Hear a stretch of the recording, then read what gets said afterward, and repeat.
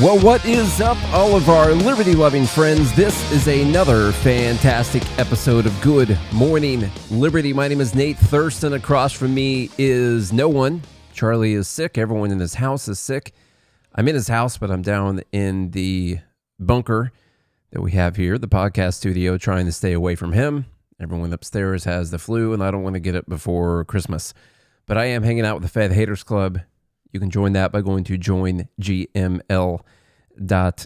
Paying as little as $7 a month. We're going to hang out. We're going to talk about the NDAA, which just passed the filibuster threshold for the Senate. Already passed the House, and now going to be getting the vote in the Senate. We'll see if anyone tries to throw any amendments on it, and then likely to be signed by Trump immediately afterwards. And we'll be spending a cool $900 billion on our military. So that's going to be great. The thing I want to talk about first concerns this announcement from Trump yesterday about weapons of mass destruction. You almost can't make this stuff up. But before I get into that, I wanted to play just a couple things with the Venezuela thing real quick. So let me bring some of that up. First off, I want to tell you that there is a reason Trump is leaning into this right now, not only because all of the establishment people and Warhawk people want him to lean into it, and everyone around him wants him to do it, and we all know that. That's just generally the case with the U.S. government at all times, but that's not the only reason. It's also fairly popular. In fact, it's like, as far as the entire population, Republicans, Democrats, and Independents, it's like his only net positive thing as far as what they think he's made worse or better with his time in office. So that's interesting. This is a poll. This is Institute for Global Affairs. I saw a lot of people referencing this poll. So when it comes to, there's war in Ukraine, Iran's nuclear program, nuclear risk, U.S. standing in the world, relations with U.S. allies, foreign trade, climate change, tensions with China, energy independence, even technological innovation, even immigration, all of those things, as far as Republicans, Democrats, and Independents taken together, are net negatives for approval for Trump. According to this poll, he has two things with a net positive as it relates to all of these. The Israel-Gaza conflict, which has a 1 point net positive right now. And then international drug trafficking. International drug trafficking. According to all the things I just listed out. Now, it doesn't have like the economy on here, which I think he might actually be a net negative on right now as well. That's not on here. But there is, immigration. That's another popular policy. That's got a -5 on this, -13 with independence. Israel-Gaza's got a, let me see here. Sorry, that's actually a -2. I think I was reading it wrong. That's actually a -1 overall, -9 with independence. My bad. So the one positive on this poll, +7, is international drug trafficking. And even with independence, it is a +1. And then it's +67 with Republicans and -44. They think he's making drug trafficking worse, I guess. It just means they don't like his policy, basically. I don't like the policy, but I don't think he's making drug trafficking worse with the policy. That's what we have right now. So, sorry, let me get off of that screen real quick. So I want to go to a couple other things here on the poll that are interesting. Let me show you. This one's actually a little bit infuriating. I'm going to go down, down, down. There we go. Should the president be able to order military action overseas without approval from Congress? Now, this one, interestingly enough, shows 2024 to 2025. Now, this is crazy. Should the president be able to order military action overseas without approval from Congress? Democrats in 2024, 70% were opposed to the president doing this. Now, 94% are opposed to the president doing this. 70% when there was a Democrat in power, and they likely thought there was going to be a Democrat president in the next term, and now it's 94%. Interesting thing, just pointed out by the group, independents have stayed flat. Look at that. Doesn't matter. There was a Democrat in 2024. Now there's a Republican in 2025. 79% are opposed to the president ordering military action overseas without approval. 74% flat across the board for all of them taken together. 74% in 2024, 74% 2025 opposed to this. Republicans, 77% opposed to the president doing this in 2024, 50% now opposed to the president doing this in 2025. We can't have, we're not going to have a bright future for our country with thinking like this, with people who don't have principles. That is not the way to have, that's definitely not the way to have a principled constitutional country. And there's no wonder we don't have that, because you look at the way people think, they think politically, whether or not their team should have the power to do something. Absolutely wild to me. Now, let me go down just a bit further. Do you support military action against drug cartels in Latin America without authorization or cooperation from those countries' governments? For all, like Democrats, Republicans, Independents, 44% support the action. 42% oppose it. 14% are not sure. Democrats, 19% support it. Republicans, 79% support it. Independents, 39% support it. Now, there are more independents, technically, who oppose this at 46%. Democrats strongly opposed. Republicans strongly in favor. When you take all of them together, you've got a little bit more people who support this than oppose it. And this is, this is Trump's most popular policy right now. So wild to me. So wild. Now, I think it's easy for it to become a popular policy when generally no one likes Maduro in Venezuela. He's a bad guy. I don't like him. He probably stole the last election. Evil socialist dictator, or whatever kind of dictator you want to call him. Don't like him. I want someone else who has, a little bit more of a Argentinian flair to them to be running Venezuela. I think that'd be great. Do I like fentanyl coming into the United States? No, I don't like that. There's one issue there with Venezuela, which is that no one points to fentanyl coming from Venezuela. The DEA itself said fentanyl wasn't coming from Venezuela, or if it is a very, very small amount of the fentanyl that gets trafficked into the United States comes from Venezuela.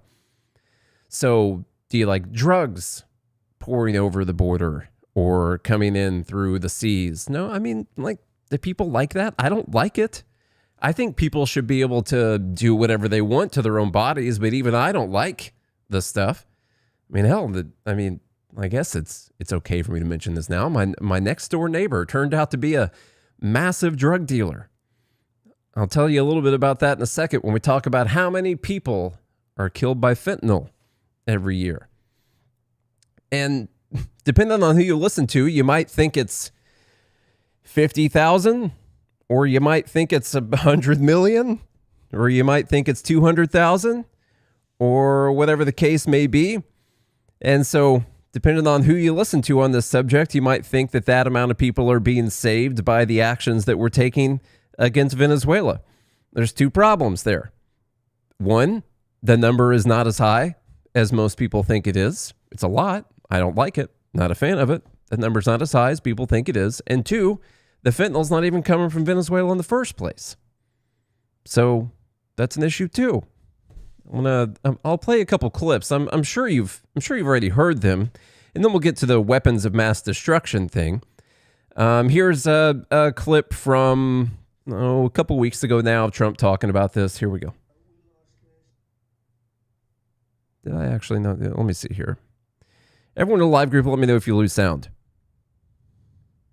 year, I think it was more than that, but people don't like saying it because they always said 100,000, 115,000, numbers we've been hearing for years. So we lost last year more than 200,000 people, dead people, ruined families beyond the 200,000. And those 200,000, that family will never be the same. But these people have killed over 200,000 people, actually killed over 200,000 people last year. And those numbers are down. Those numbers are down. They're way down. And they're down because we're doing these strikes, and we're going to start doing those strikes on land, too. The land is much easier. It's much easier. And we know the routes they take. We know everything about them. We know where they live. We know where the bad ones live. And we're going to start that very soon, too. Mr. President, thank you so much, Mr. President. You know what? When we start that, we're going to... It's a weird thing there because you can say the numbers are way down now. You'll be correct. Like it's no longer 200,000 or 300,000. It's like the provisional numbers for 2024 or 2025 are like 40 or 50,000. You'd be correct, except for that the number was never that high. So, like if you believe that the numbers were that high, and then you see the government post a statistic that like this year it was actually, let me see what they have. The 2024, they've got it 47,000. Still gathering that data. This is the government trying to gather data, CDC trying to do that. And then presumably around that amount for 2025, you'd be like, well, the numbers are way down from, I guess, the 200,000 or 300,000 that there were. So this policy must be working. You get even more weird quotes like this, which you could say is just someone misspeaking or something else I'll tell you about here in a second. This is a 5-second clip. You've saved hundreds of millions of lives with the cocaine you've blown up in the Caribbean. You've saved hundreds. We have this progressively, like more and more lives that have been saved by destroying these drug boats. And it's interesting now that they started off talking about fentanyl. Now they're just talking about cocaine because that is likely what's on each one of these boats. I'm not even denying that. I think there's a high likelihood that each one of these boats has been running drugs. I think there's an extremely low likelihood that any of those boats were coming to America because they would not have had enough fuel to do that. They're likely going to other places. But I think it's highly likely that these boats have drugs on them. That doesn't mean that the military can just blow them up.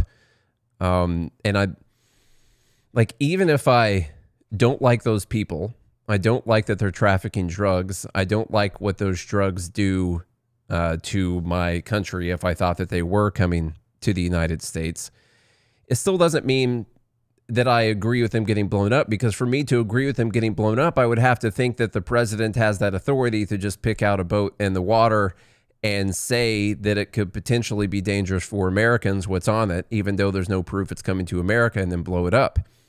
Meaning that I think the president has a hell of a lot of authority when it comes to just deciding to point at someone, say that they're dangerous, and kill them without Congress authorizing that. And by the way, Congress authorizing that, there's a couple important points there.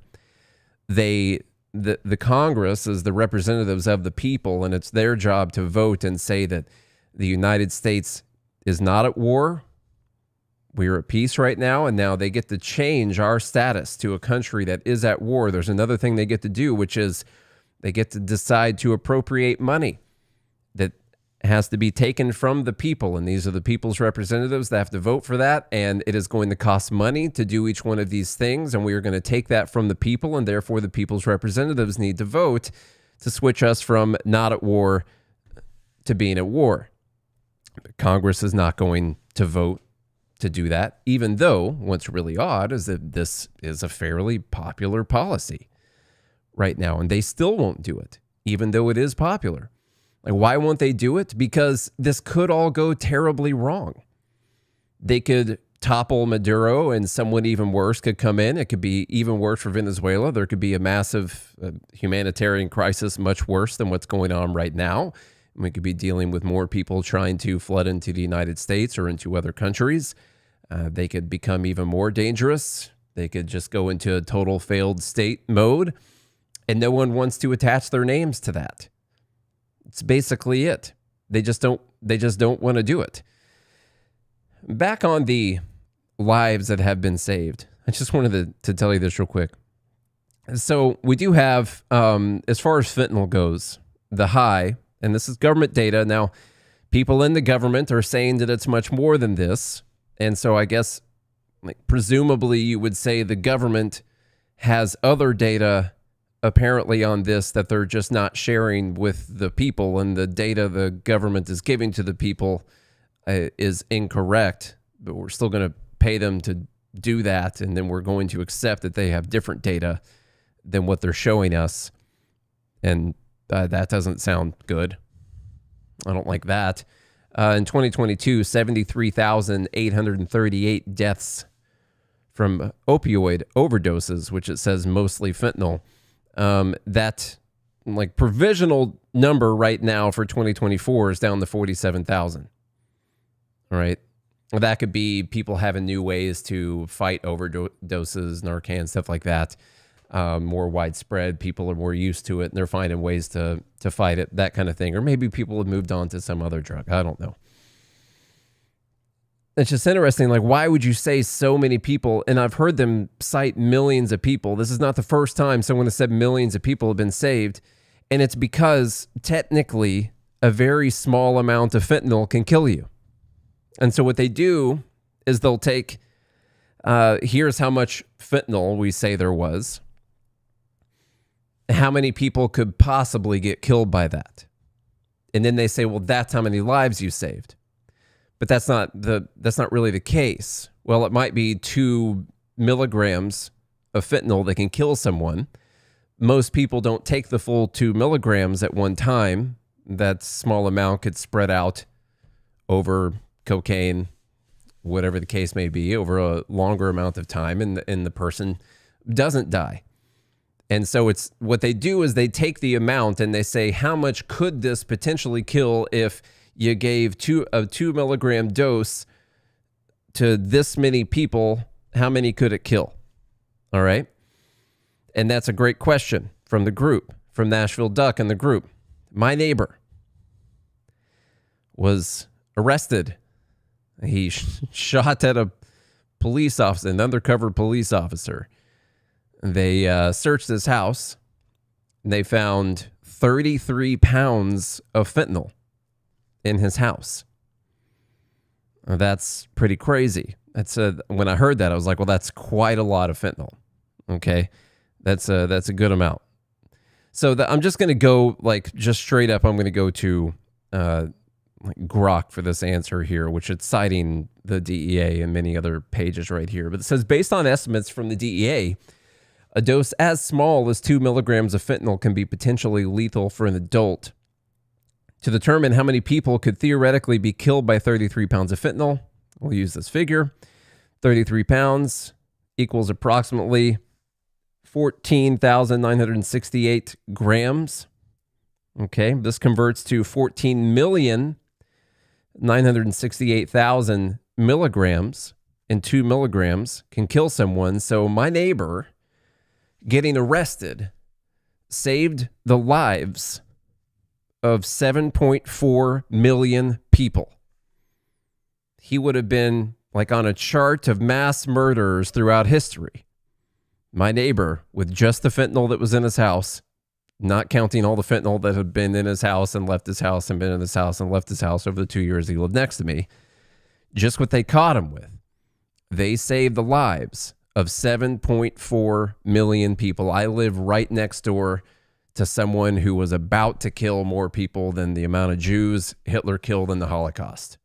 That is the guy that lived next to me, except for the fact that the more likely scenario is that a very small amount of his customers, it's too many, I don't like it, a small amount of his customers were going to die because they were going to mix that in with other stuff. Hopefully they were going to do it properly, and those people were not going to do the entire amount of those drugs over an extremely short period of time.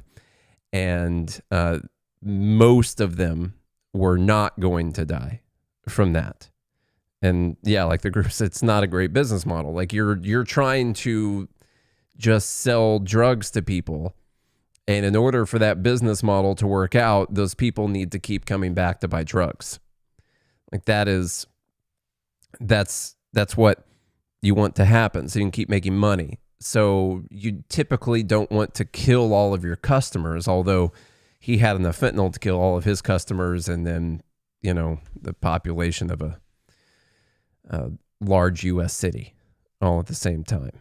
So that's possible too, Magoo. Yeah, I don't know. I mean, as far as the reports go, that's what they said. And then there was another like 30 pounds of cocaine, I guess, and then some large amounts of marijuana and I don't know, some other stuff like that. So there's a lot. It's a lot of stuff, and overall, I'll tell you, they were pretty nice people. And in fact, I'm a little bit worried about my next neighbors, who they're going to be. Aside from the constant drug activity and the 2 shootings over 2 years, there were only 2 shootings. Okay. They were pretty good neighbors, honestly, kept to themselves. Didn't really see them or talk to them a whole lot. Pretty quiet people. So, yeah, my next neighbors could be worse. They might have 34 pounds of fent or something that tests positive for that.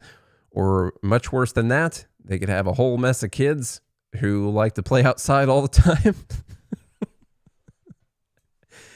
Or they could be working on cars in their front yard. They could be doing something like that. Like there's a lot of ways that they honestly could be worse for me as neighbors. These neighbors had kids and I never saw them. They were just inside playing video games and getting high on cocaine all the time. But you would think it's not bad to work on cars, but when a person is running like a car shop next door and it turns out that they have a lot of customers, and so a bunch of broken down cars are sitting around outside and they're just bringing in one at a time and stuff like that, it just sort of, can kind of hit the property value a little bit. But whatever. It's fine. I guess there will be less shootings with the mechanic next door. Okay, that's part of the Venezuela. Well, there's one other part of the Venezuela thing that I was going to play last week, but I didn't. The other thing I've seen getting worked on with this Venezuela angle right now is a connection to Iran. I saw this many times over the last couple weeks, working on their connection to Iran, and maybe these drugs are getting sold and they're getting used for funding terrorists around the world. And these are important things for them to try and work into the story, because the fentanyl thing, like, it doesn't work out statistically, or, there's no evidence for it on like a factual basis. The fentanyl thing doesn't really work out. But if you can tie them to like foreign terrorist organizations, then that's one that would work out. I'm not even denying that it's even possible. It's just crazy that like we've got basically an Iranian hub right there in Venezuela. They also happen to be the foothold of Iran. That's not spoken about enough. Iran, its IRGC, and even Hezbollah has a presence in South America, and one of their anchor presence, especially for the Iranians, is inside of Venezuela. So we just finished talking about Iran and the hostility it has towards the United States. Where they have planted their flag in our hemisphere is on Venezuelan territory, with the full and open cooperation of that regime. So the fact that Maduro feels threatened by the presence of U.S. assets in the region in a counter-drug mission, it proves that he's into the drug business. They also... So the only reason Maduro wouldn't... once again, I don't want to try and protect Maduro here. I hope he's gone. I hope he's toppled by a better person there in Venezuela. It'd be much better for the people, for sure. I don't exactly have bright hopes, for the future for Nicolas Maduro. I, find myself hoping that terrible things happen. It's like, oh, well, the only reason he would like what we're doing with the drug boats is that he's heavily involved in the drug trade. That's the only reason he wouldn't like this whole thing. Could be the case. Could be a lot of funding. Could be some people's pockets that were getting lined that aren't getting lined near as much now, that those shipments aren't making it. Yeah. That could be the case. Or they're, Could be other things as well. If you wanted to just say, well, you're blowing up boats that are leaving our shores, that's sort of an act of war. Also seized a oil tanker, that kind of sort of like acts of war, and we don't like you violating like our sovereignty or our people or what they're trying to do, and like that's just not right, and we don't like it as a nation the same way that we wouldn't like it as a nation if someone were attacking our vessels that were leaving our shores. And so, there are other reasons that someone might not like it that are not just because clearly the United States is correct and moral and just in this scenario. Now we'll get to what I just find it's too crazy to make up in my opinion. You've heard that history doesn't repeat itself, it rhymes. Stuff like that, those kind of sayings. We know that history sort of repeats itself over and over again. You wouldn't think you'd be hearing this kind of thing this quickly. Now, in this 34-second clip, I don't know if he specifically mentions Venezuela, but he did yesterday designate fentanyl as a weapon of mass destruction. Meaning, now this is just, it's too crazy to even be true. But there is a world, there is a timeline here where we could go into Venezuela to get WMDs.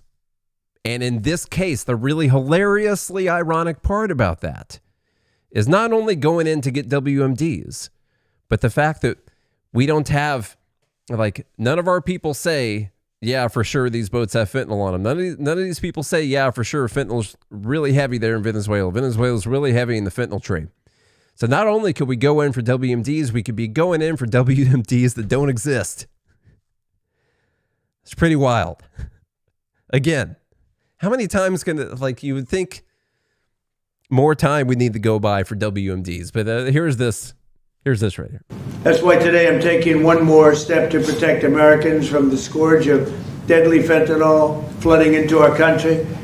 With this historic executive order I will sign today, we're formally classifying fentanyl as a weapon of mass destruction, which is what it is. No bomb does what this is doing.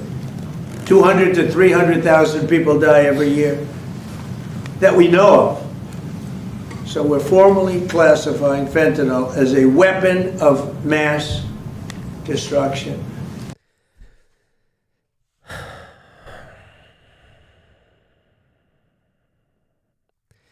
I don't have enough words to explain.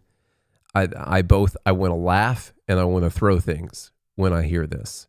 I bought so hard into the WMDs for Iraq.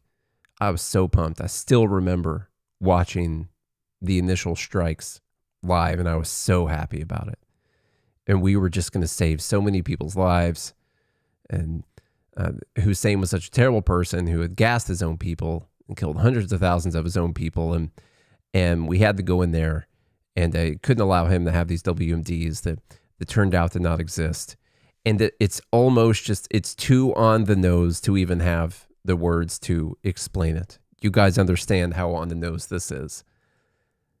That we're now going to talk about this as weapons of mass destruction. My only question is, do hospitals have to get some kind of national security clearance now to administer fentanyl? Like, how many WMDs exist just right here in Nashville? Like the hospital corporation capital of America. How many WMDs are there? We got a lot. Man, I mean, can you just, obviously I'm joking right now. Can you just take them out? To classify like this synthetic opiate as WMD is, it's totally ridiculous. And you know what? It's a popular policy right now. That's why I started off with it. It's popular. In fact, it might be his only popular policy at the moment. The economic stuff, we'll see if it's going to be good or bad. It's even I right now who will complain about the tariffs and the economics and the spending and all that stuff. We're still inside of the first year right now. Like it is, these things take time to work out, and we will see how they actually end up going. And so as far as right now, this tends to be his most popular policy, and they're going to go for it. It's just weird to me that Congress won't vote for it. It's not really weird. It's frustrating to me that Congress won't vote for it because it is so popular. But they did vote for this NDAA, $900 billion defense spending bill, which does include military aid for Ukraine and for Israel in it. So we don't have the final vote in the Senate. Some people are going to try and add some amendments to it. Like one of them, Ted Cruz, is going to try to offer an amendment to restrict military aircraft at Ronald Reagan Washington National Airport. You guys know about that crash that happened where a helicopter pilot ran in front of a passenger plane. So Ted Cruz wants to put in here that they're not going to be able to fly like through that path. Now you would hope that they have decided not to do that anymore. I don't know if that's the case, but if you want to put it in law, sure, that'd be great too. That's totally fine. So Ted Cruz is out there calling for that. But Senate Majority Leader John Thune told reporters that Cruz's amendment to the NDAA is unlikely because it would be really hard to undo the NDAA now. So once they got it all cobbled together in a secret back room and put it together in the House and got it signed and sent it over to the Senate, people are talking like, well, there's stuff in here I don't like, or there's stuff that I think we should add to it. I'm like, well, it'd be kind of tough, but that'd be really hard, You guys know how difficult that is. Plus, you can not even talk about the waste of paper and stuff like that. We're trying to cut back. And so it's just kind of, we'll just do it next time. We're just going to do it next time. That'll be fine. I want to go to this article from Reason, who did a great job breaking this thing down. So it says Congress gives the military $8 billion more than it asked for, which is always great to see them being so generous. Like the military, the experts on this thing, they get together and they say, we need this much money. And it's more money than they need, for sure.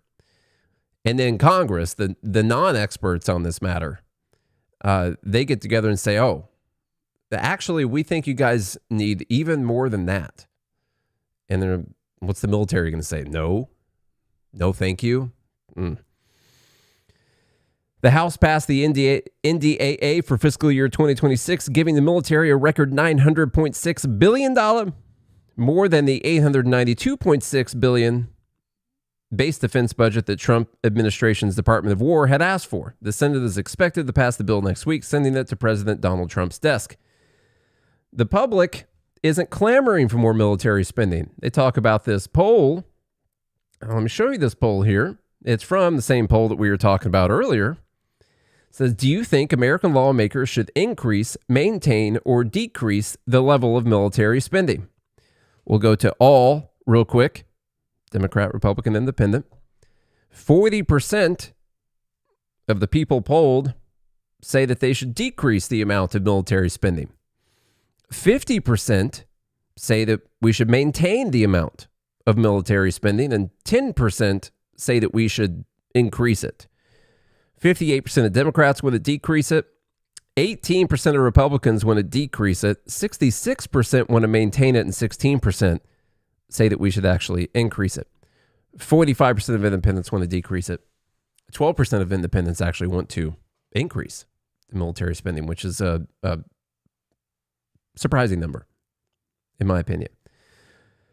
So either maintain or decrease. When you take all of them together, 90% of the people polled in this poll say that we should either decrease it or maintain it. Only 10% said it should go up. So guess what? It's going to go up. And everyone's going to be fine with it. And actually, if you want to decrease it, you hate America and you're with the terrorists. That's the case. In the past, all right, so let me get to this. 50%, 1 and 10%. Congress's budget pushes funding for programs that the brass want to get rid of. Okay, that's why the military itself isn't even calling for this much more money. Congress is pushing funding for programs that the military actually wants to get rid of. In the past, Congress forced the Navy to keep building ships that it considered badly designed and useless.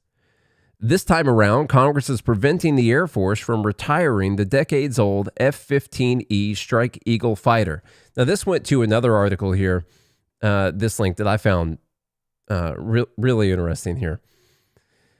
In 2023, the Government Accountability Office revealed that a government contractor had lost 2 million spare parts for the F-35 fighter jet. Just an even 2 million spare parts, together worth tens of millions of dollars since 2018. They had lost 2 million spare parts. The DoD followed up on only 20,000 of those parts. Military officials don't know how many F-35 spare parts exist in total, paid for by American taxpayers, but spread out at contractor warehouses around the world.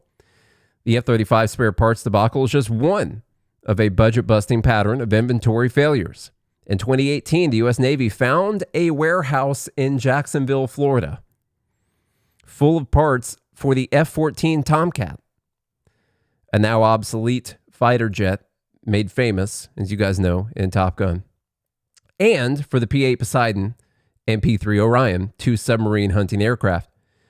The parts were worth $126 million. Had the Navy auditors not found them, taxpayers might have ended up paying twice for the same part. They said not only did we not know the parts existed, we didn't even know the warehouse existed. When they brought those parts into the inventory system, within a couple of weeks, there were like $20 million in requisitions on those parts for aircraft that were down because we didn't know we had the parts in the inventory. Yikes. They go on to more and more instances that this kind of thing happened. Yeah, that's frustrating. Okay, so back to this article. This time around, Congress is preventing the Air Force from retiring the decades-old F-15E Strike Eagle fighter jet and the A-10 Warthog ground attack plane, or shutting down its program to acquire a new flying radar and command center known as the E-7 Wedgetail. So they're going to be keeping the F-15E and the A-10, or at least half of them. They only going to allow them to get rid of half of them when they were going to be retiring those in favor of, the other planes that we've spent many $1 billion on to replace those planes. They're like, oh, not only are we going to still spend the many billions on these new planes, but we're also going to keep spending all the money on the old planes as well that these planes were supposed to retire. So that's great. The Air Force canceled the E-7 program. That's you guys ever see those big flying radars? You got a plane, it's got a giant radar at the top of it. Well, turns out we're trying to move towards a space-based system. Okay, kind of makes sense. All right, the Air Force canceled the E-7 program earlier this year for several reasons. It was over budget, behind schedule, and Secretary of War Pete Hegseth told Congress that the E-7 was, quote, not survivable in the modern battlefield. Instead, the Trump administration planned to expand global space-based sensors, which could not be so easily shot down, as part of the Golden Dome program. Instead, we're going to do that, and we're going to do the other thing. It's like it's so difficult to ever get rid of these programs. And let me tell you why. Lawmakers in Oklahoma, where the Air Force keeps its airborne early warning and control fleet, pushed to save the E-7. So did a group of retired Air Force generals who argued that the space-based surveillance capability would take too long to develop for use in near-term conflicts. So it's interesting, these lawmakers were lobbying to stop this. Why did they do that? Because these things are important for their economy. See, these military contractors, these people, they know what they're doing. They don't just do all this stuff in one place. Well, because that would be unfair. It would be really unfair to spend all this money in one area. And so, of course, they're going to spread out each one of these things strategically all across the nation. You might say, well, that's more fair. We're spending the taxpayer money to build these things or to warehouse these things or to test these things in all these different areas, and that's a good thing. But then what happens? When you go to try to cut those programs or cut any of the programs, each time you go to do it, there is a different congressional district that would be affected by that, or this state would be affected by that. And so these people in this state lobby against doing it. This congressional member lobbies against doing it. And when you got a really tight Congress, it's tough to lose any of those votes. And so you touch this program and that guy doesn't want you to get rid of it. You touch this program, that girl doesn't want you to get rid of it. This goes for Republicans and Democrats. They don't want people to lose those jobs. They don't want to lose that part of their economy for their people in their district. And so you just end up keeping all of them, even though you spend billions of dollars to replace them with something new. You still keep the old thing too, because that would be bad for those people's jobs. And so we just keep paying for more and more things every year. Congress is also forcing the Trump administration to either keep or expand the current U.S. military presence in Europe. This is pretty wild, actually. I saw Rand Paul out there talking about this thing. Last week, the administration published a national security strategy doubting whether certain European countries will have economies and military strong enough to remain reliable allies. The House bill bans the military from using its funds to hand back any U.S. bases to European countries, to move any equipment worth $500,000 or more out of Europe, or to reduce U.S. troop levels in the region below 76,000 people. So Congress has spoken. They've got the power of the purse, and they are concerned about expenditures. And what expenditures are they concerned with? They're concerned with the fuel it would take for this plane to load it up with personnel or equipment and fly it back home to America. We just don't want you spending money on crazy stuff like that. And we got the power of the purse, and we're going to say you can't spend your money on that stuff. So you guys are just going to have to stay there. You want to ride back? We can't give it to you. So you're all going to have to stay there. Literally, Trump is talking about pulling people back from Europe, handing back control of some bases, and Congress is saying that he can't do that. Now, at the same time, Congress is de facto saying that Trump can just go around blowing up boats, seizing oil tankers, might even want to do some ground activities in Venezuela sometime, and heck, many other places around the world. Congress, by deciding to never vote on these things, is being like, oh yeah, you can do that. You think it doesn't take money to do those things? Every one of those things takes money. But there's now, that's up to the president.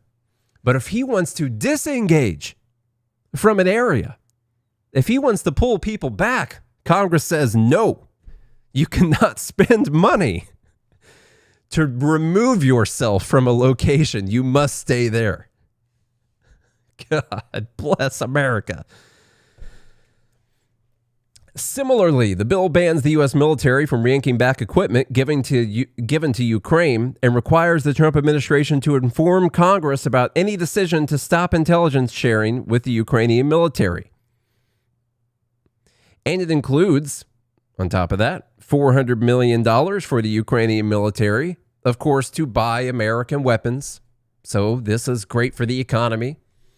You know, you could have just not taken $400 million out of the productive economy and let people take that and spend it on the things that the market decided were important.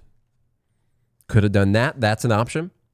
Or you could have taken the $400 million and you could have put it towards something else that the government was doing that's not just going to set it on fire or blow it up, literally. Could have done that. Maybe they could have found something slightly more productive than literally taking the dollar and lighting it on fire.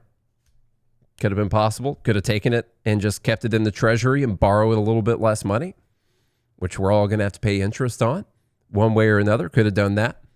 But instead, better for the economy that we just pay people to work to build things with scarce resources that we're then going to send to the other side of the world and blow up.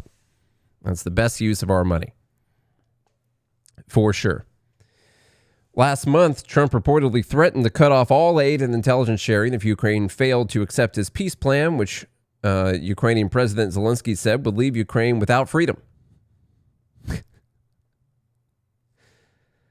These people. I'm mad at many people in this one, actually. I'm mad at Zelensky right there. Trump, Trump's trying to negotiate. He's saying, we are going to cut off aid and intelligence sharing. You guys need to accept this deal. We got to end this war. And how is Trump not just railing against this right now? He's going to sign it. He's going to sign a thing that takes away his power to negotiate with Ukraine to try and get them to take the deal. He's been trying to do. He said he was going to do day one. I don't fault him for not doing it day one. I mean, he said he would do it day one. So that's his, he has to accept some responsibility at least for saying that and then not getting that done. You just shouldn't have said it that way. But whatever. in my opinion, he's been trying to end this conflict. And he's got one negotiation point with Zelensky, which is you need to take a deal that we put out there on the table, or we're going to cut off everything and y'all are going to be screwed and Russia's going to take your whole country. How's that sound? Instead, Congress comes behind and says, no, we're not going to let the president do that. Actually, we are going to decide that Ukraine gets to keep the American weapons that the American people paid for. The president can't threaten this. And the president also, although over here we're announcing he can essentially do whatever he wants, in this scenario, he cannot threaten to cut off intelligence sharing. Well, he can say it, but we're going to pass a law saying that he can't do it. How is he not railing against this right now? If he would just treat some of these other people the way he treats Thomas Massey on a good day, he could actually get some good things done. But then he tends to go along with like this establishment warmongering faction of the United States government more often than not, even though I still believe that he tends towards the opposite direction. I think there's just, maybe the easier path sometimes. In addition to the Ukrainian aid, the bill includes $1 billion for Taiwan, $1.5 billion for the Philippines. I've been really concerned about the Philippines and their shortage, their deficit of $1.5 billion, and I'm glad we were able to shore that up for them. $175 million for Baltic countries. That's another thing. There's less things that we all have to worry about. It's actually good for us. This is good for America because we've all been sitting here worried about these deficits that these countries had, and we're going to close those for them, and that's one less thing for us to worry about. $357 million for just a grab, they call it a grab bag of Middle Eastern militias, and $650 million for Israel. Good. As well as a commitment to help Israel find weapons that other countries refuse to sell due to human rights concerns or international sanctions. So there's a bunch of countries that have gotten together and said that we're going to do an arms embargo and not sell you all these weapons and not let you all get these weapons because you guys sometimes don't just use them on the evil terrorists. That's what I've heard anyway. And so we're not going to let you have these weapons. And so the U.S. is going to be a great ally and try to help them find these weapons. Because without these weapons, how is Israel ever going to win the war or something? I don't know. While the bill mostly locks in and increases U.S. military commitments abroad, there are a few ways in which it helps restrain the White House's war powers. They're talking about, for more than 20 years, Congress has kept the 2002 authorization for use of military force against Iraq on the books. Administrations have used it as a justification for other wars in the Middle East. The new military budget finally repeals the 2002 AUMF. But it does not go after the 2001 AUMF, which is way more broad. It's like anyone that is connected to 9/11 or was once friends with someone who was connected to 9/11, or you guys know a guy who gave safe harbor to those, or you guys shared money, or you transacted. Did you buy a Coke or a Pepsi from someone who knew a guy that gave safe harbor to someone who watched 9/11 on TV? Then we can go after you guys. And there's no geographical locations. You connect someone somehow to a terrorist organization, aiding, abetting, whatever, for 9/11, good to go. You guys remember that Venezuela conversation earlier? Iran, and then we're going to be using drug money, running overseas, the Middle East, stuff like that. Just, they're working on it. WMDs, big thing. The bill also forces the Department of War to release unedited video of the attacks on the boats. And then let me get to this last part. Actually, passing this military budget turned out to be a complicated affair. Several Republicans threatened to hold up the bill because it didn't include various measures they wanted. So they got a lot of stuff in there. Here's some stuff they didn't put in there. Let's see. Including the bill to deter charities from working under the Taliban government of Afghanistan. So you guys know how you've probably seen going around on social media every once in a while that we're still giving money to the Taliban. They're like, oh, we're still giving $40 million this week to the Taliban. And we're like, we're going to end this. It's not in there. So that's not, we'll get it on the next one though. Pete Hexess says that they're going to make sure they're not giving the money to charities that are, the Taliban, basically. So going to take care of that. Doesn't need to be in law though. There could be a time where it would be good for us to give money to the Taliban. So you want to leave that open for possibility. So that's charities working under the Taliban government of Afghanistan, and the bill to ban trans surgeries for minors.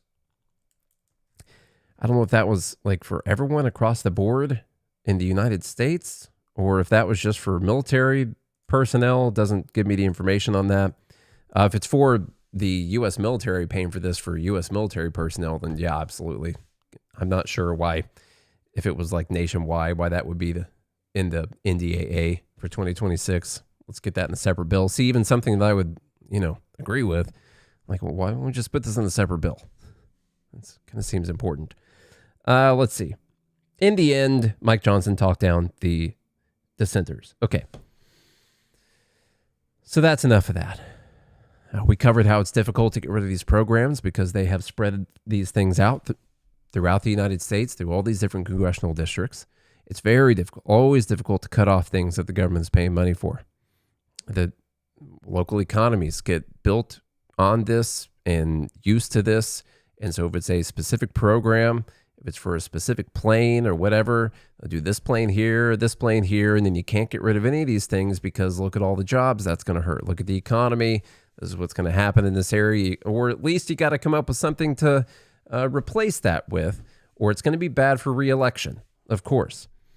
We know that they're going to stop Trump from pulling back troops from overseas, and they're going to do that by controlling the purse strings because Congress is always super concerned with that.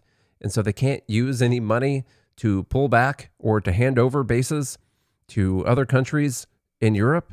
So the president doesn't have the authority to pull people out, but he apparently does have the authority to put people in. And it's just really weird stuff. This is all built to protect the most important thing, which is that money needs to keep flowing to what is known as the military-industrial complex. It just is. Thomas Massey has a great theory on this, that every year they're going to find something they need to spend $50 billion on. This year seems to be Venezuela. That seems to be a thing we need to spend that money on now. We had to spend a bunch of money defending Israel from Iran. We had to give them a bunch of money to Ukraine to fight Russia. There's always something that we need to find that amount of money so we can keep these people going. And, I hate to say it, sort of seems like those people kind of help run Congress, or they're really good at lobbying Congress and getting these things done. And they've done a great job at spreading this out a little bit at each one of these guys' congressional districts to make sure that the entire pot keeps growing, keeps flowing and growing. Man, let me tell you what. Thank you guys for listening today. I don't know if Charlie will be back tomorrow. Hopefully he will.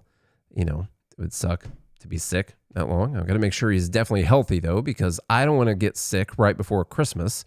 I'm having to consider whether or not I'm going to go see my family because I've got like the flu or something. And so we're going to stay separated here. Got the curtains drawn, the doors closed, and if he can be here tomorrow, he'll be here. If he can't, he can't.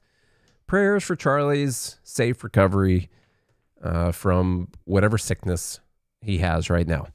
Because you guys know it sucks to have a fever, especially when you're a man. I mean, ladies out there know what I'm talking about. This is sort of an in-game scenario. This is like on death's doorstep right now. If you've got like once you get to it above 100 on the temperature, that's it. The microchip has been compromised. Like that's all you got. All right, everyone. Thank you for hanging out today. Leave a rating and review on Apple Podcasts or Spotify. Tell a friend, tell a family member, share this link to the show with a friend. Watch this on YouTube. Like and comment on YouTube. Subscribe on YouTube. Do all of those things. And if you do every single gall darn one of them, and I mean all of them, I'll be right back here again tomorrow. Until then, have a good day and a good morning, Liberty.